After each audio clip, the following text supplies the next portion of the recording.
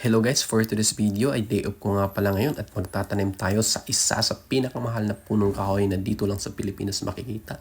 Ito yung tinatawag namin dito na agarwood or sa kung Bisaya ay lapnisan.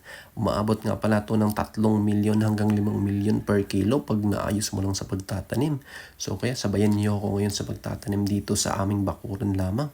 At sa mga gustong magtanim ng agarwood ay message nyo lang ako sa Facebook page ko o kaya sa YouTube channel ko o kaya mag-subscribe at mag-like na kayo dito. Barato nga lang yung baligyan natin ng agarwood seedling guys. Depende sa laki. Umaabot nga lang to ng 250 to 300 pesos. Sa di pa nakakaalam kung ano yung agarwood guys ay ano pala to? Endemic o dito lang sa Pilipinas kadalasan tumutubo. At sa mga curious dyan kung ba't ang agarwood ay napakamahal, umaabot ng milyon-milyon per kilo. Kadalasan nga palang bumibili ng agarwood ay ang Amerika at Singapore kasi ginagawa nila itong pabango. At saka paalala nga lang po guys ay pag nagtatanim kayo ng agarwood ay kailangan kayong may license at certificate para di tayo mahuli ng taga-DNR at okay pa tong patayin tong asong to kaysa magbenta tayo ng illegal na agarwood. Lalabatin nga pala natin tong agarwood guys para safety na sa mga kambing at saka mga aso at saka ibang mga bata na maglalaro sa bakuran natin dito guys. At saka ayun, nagsasap-sap-sap na ako ng panglabat dito guys. At saka nagrereklamo na nga pala yung cameraman dito. Sobrang huway na daw. At sa di pa nakakakilala ng agarwood guys, ito nga pala yung dahon niya. Kung alam ko lang to dati na ito ay isang agarwood at napakamahal,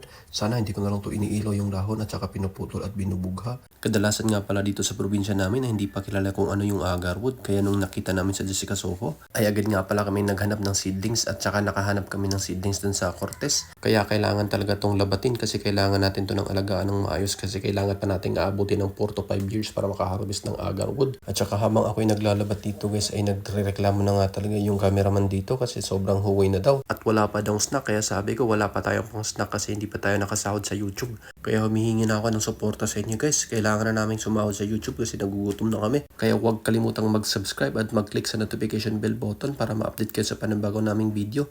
At saka habang ako'y nagtataglok dito guys at malapit nang matapos, sabi sa akin ng cameraman, sama natin si Daddy sa video. Timing na timing, naglalampas si Daddy sa mga bulaklak at saka gulat siya ba't daw ito sobrang tataba. At agad ko siyang iningnan na inihian ko yan gabi-gabi kaya sobrang taba, inaabunuhan ko yan ng ihi. Bibigyan ko lang kayo ng babala kung sino man yung magtangkang magnakaw dito sa agarwood ko ay may CCTV na kaming nakabantay na 24/7. At sa mga naghahanap ng agarwood guys ay may bakante pala ako dito ng 2 piraso. Flex ko na rin tong bahay namin na pinapaganda lalo ni Dadski at yung tindahan namin na nikawan nung nakaraan. At saka dito guys natanim ko na yung agarwood, bahalag nagtakilid, at least natanim ko na. Parang kaimito nga lang yung dahon ng agarwood guys at saka dito parang kakaulan na. Dumalugdog na at sinyalis na ito ng pag-ulan. Kaya pinaspasan ko na dito at naglubog-lubog na ako dito parang nalibang. Pinapadali na ako ng cameraman kasi patapos na daw at kailangan nilang magsaing kaya pinaspasan ko na ng pag-abuno-abuno dito para tataba at sabi ko sa kanya, bleh!